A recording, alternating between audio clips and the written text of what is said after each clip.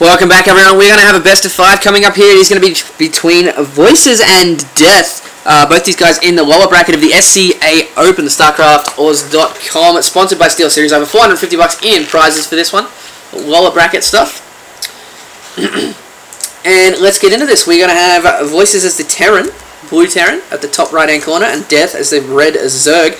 Death loves changing his race. I swear to God, every time he loses in a tournament, in one race, he swaps to the other one. It's like, oh, Zerg suck, I'm going to play Terran. Oh, Terran suck, I'm going to play Zerg. And just pick a race, man! It's ridiculous. That being said, Death is on the esports team Archaic MSI along with Pinder. So that would kind of be frustrating for them to have to play each other in the third or fourth place match. Yeah, so let's hope Death wins. Definitely. So we're going to have voices coming from 2bh.org, a decent, if not verbally abusive forum. But no, it's a good forum. Go check it out. Some decent players on there. But so far, I think we're going to be seeing a 14 hatch here coming from Death. Like, I hope not, because that'll just be a pure build order loss as soon as Voices sees it. But it looks like it's shaping up to be something like that. Nope, 15 pull, never mind. Yeah. Death's probably going to be a little bit aggressive with this drone here, because he does play Terran half the time. He knows how annoying it is. Yeah, he does know how annoying to have that happen. But no, it looks like he's going for spawning pool first, not for the 14 hatch, going for the pool instead. I'm not really sure why he went for the pool instead of the hatchery, because he's pretty safe. Like, not exactly. If you do a free racks, just a pure marine free racks push, you will beat a fast expand Zerg just by build order, as long as your bunkers are in decent positions. If you set up bunkers in, retarded positions, he can just do a Zergling run by and crush your base. But, if you do a free racks marine push or free racks tank push, there's so much that beats fast expand Zerg on a close map like Selmaga Caverns. As opposed to a map like Metalopolis or a 4-player map where you can have a nice long rush distance. Yeah, that's true. But we do have that factory coming for Voices. That drone is still alive? Get a marine out! Oh my god. I wasn't actually watching, but hopefully that's not a late marine. And here we go. Recently I've been off-racing a Zerg to try and get a better game sense between on these matchups that I don't. Because I'm a Protoss player. And I think the maximum I've done is 8 extractor tricks in a Terran base, because they only... 8 extractor tricks? Yeah, this guy only sent one marine. He's like, I'll stop it. I cut it off 8 times. Marine? I've got it, guys, don't worry.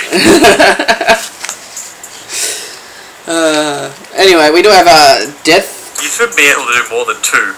No, you shouldn't. You should be able to do 3 max, and then after the 3rd marine pops out, or even an SCV beating on it as well kills it off. But so Voices does see the man in the base. Did he see? He did not see the Roach Warren. All right. So we do have the swap here coming from Voices. Going to see some Hellions coming out. It's gonna be good. He's gonna get Hellions out, and then Death's just gonna be like, "What's up? I've got roaches." Pretty much, which is a good game sense by Death. There's the creep tumor. So right as I say, where's the creep tumor? Yeah, that's the one big complaint from Zerg on this map, is that it's such a long distance between the ramp and your nat. So as soon as you get one creep tumor down and drop, I think you'd need to put a little leaping creep tumor at the top of your ramp, and then you can pull it down to the nat. You're pretty much safe as long as you have good control. But these first 3 Hellions are just hell to deal with. Yeah, pretty much. They are frustrating, but here we go. So we're going to have it coming in here. These 2 roaches are going to be up. Whoa! There we go. Nice control by Death, just forcing them away. I think he's leaving his drones in his main at this point. Yeah, I just think he's playing safe here. Doesn't want the Hellions to come around behind the grass and, get some lucky pot shot off that kills 5 or 6 drones, because that's just 5 or 6 lava down the drain, which is a pretty big hit to a Zerg's economy. Yeah. Oh my god. Dying here. But anyway. We do have command setting coming down for You're Voices. expendable. Yeah, it's alright. And the second factory for Voices. So he's swapping the factory and the racks back around here. I'm going to be saying if Siege Tank. No, not as yet. Alright, fine. Be like that. 5 Hellions here, 6 Hellions here for Voices, so he really wants to get into the main here, but... There's a Siege Tank, by the way. Yeah. He delayed that just for you. But we do have a queen on the rampage, so it's going to stop the Hellions running by. Oh my god, if Death gets caught out of position, that's going to be huge though. He pulls the queen back in time, so he does prevent a run by. SCA going down. Nice game sense there. Yeah, he's just checking for when the lair timing is going to come up. That's a pretty late lair, honestly, because there's no real downside to it. He's got the roaches and the lings to deal with everything besides some weird 2-port Banshee rush. But generally there's no downside to it. He's just gonna be getting that third queen out to sit on the ramp and be powering drones a bit heavier. Yeah, definitely. So I think even though the Hellions didn't do any damage, they definitely made Death oversaturate his main for a little bit, so he isn't losing as much as he wanted. But he definitely lost some mining time. So Voice is going for your standard tank expand here with an armory coming down for some Thors to deal with any kind of Mutalisks. But Deth going for Hydras. Interesting. Yeah, I don't really like Hydras in ZVT from the Zerg perspective, just because Splash just obliterates them and they're not that great off creep. So unless he has just great creep management and gets pretty much the whole map covered, or at least half the map covered, they're not as effective as, say, going Mutaling or Mutaroach or some sort of unit combination like that. So he's still holding off these Hellions pretty well here. So good job by Deth. And as the tanks come out, I'm kind of... Do we have siege tank research yet? We do. It's just 2 tanks sitting here, not sieged up for some reason. What's going on there? He's just microing too much, I think.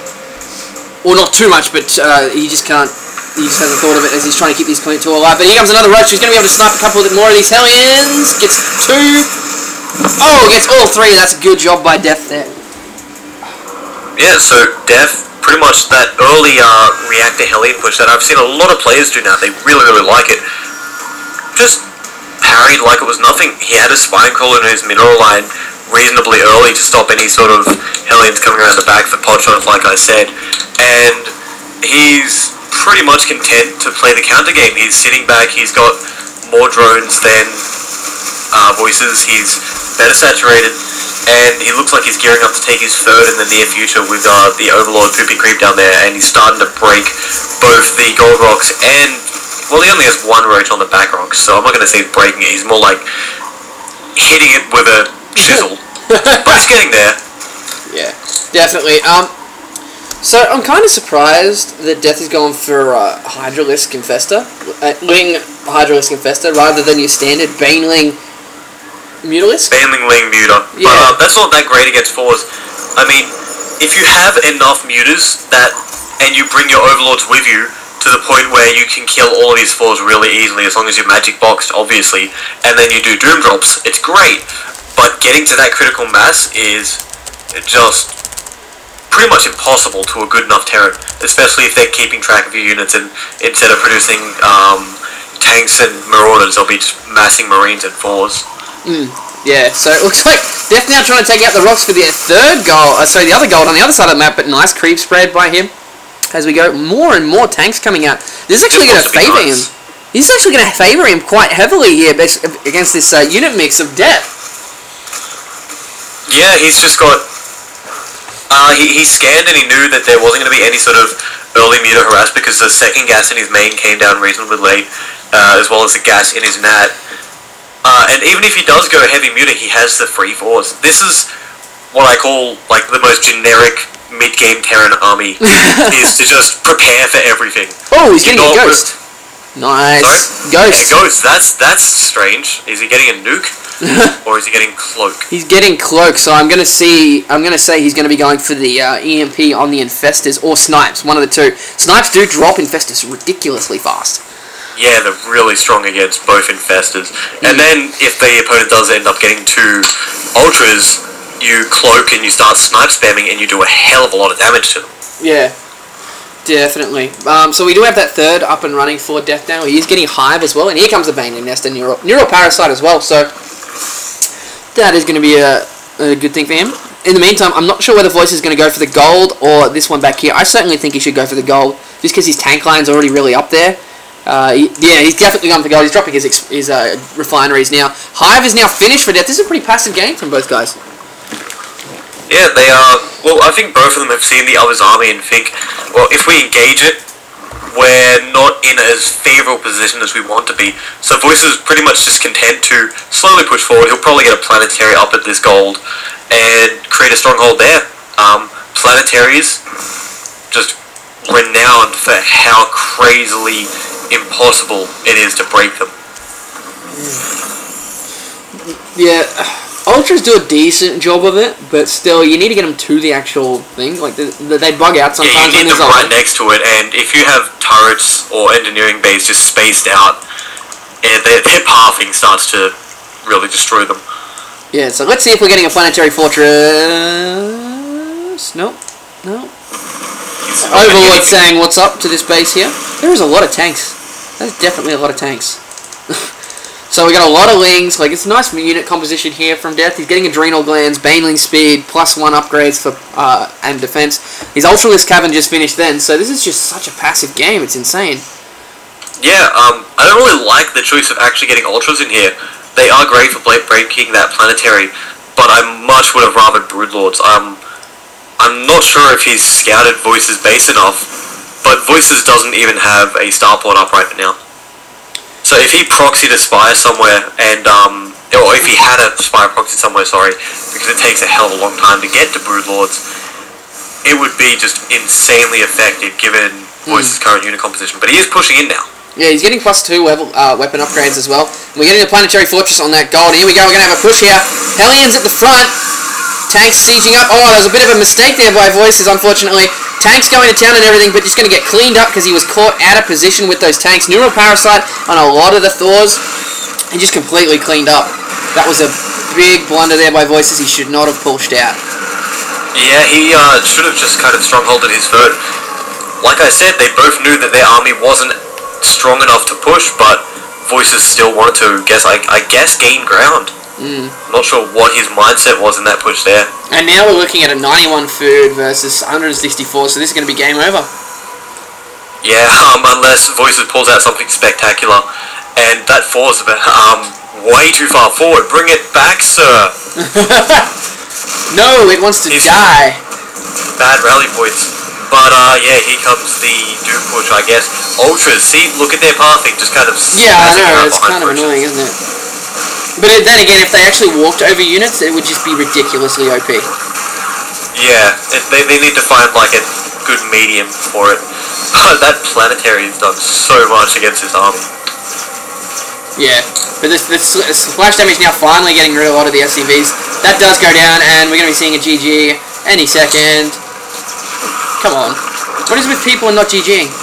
There we go, GG, so that's going to be one up for Death. They like the pretty explosions.